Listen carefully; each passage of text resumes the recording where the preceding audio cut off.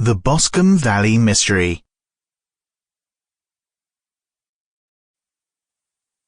The end.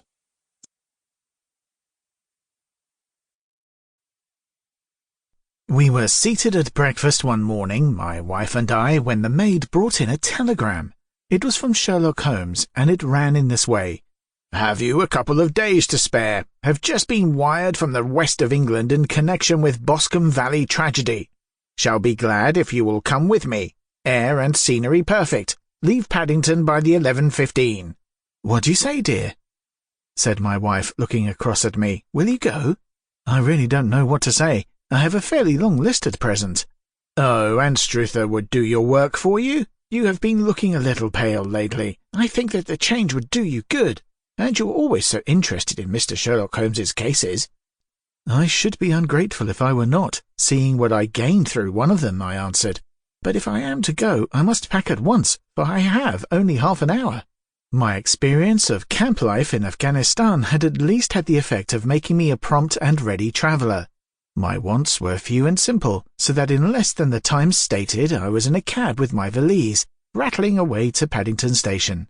Sherlock Holmes was pacing up and down the platform, his tall, gaunt figure made even gaunter and taller by his long grey travelling cloak and his close-fitting cloth cap. "It is really very good of you to come, Watson," said he. "It makes a considerable difference to me, having someone with me on whom I can thoroughly rely.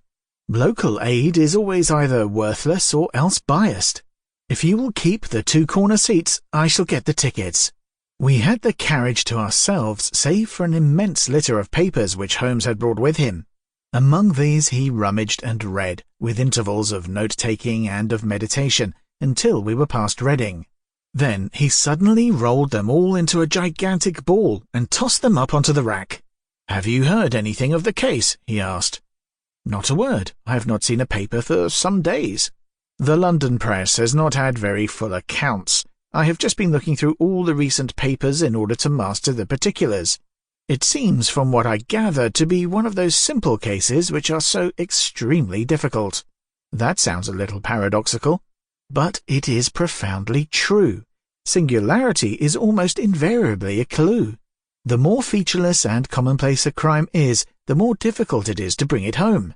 In this case, however, they have established a very serious case against the son of the murdered man. "It is a murder, then?"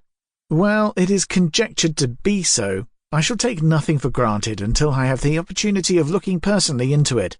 I will explain the state of things to you as far as I have been." Sample complete. Ready to continue?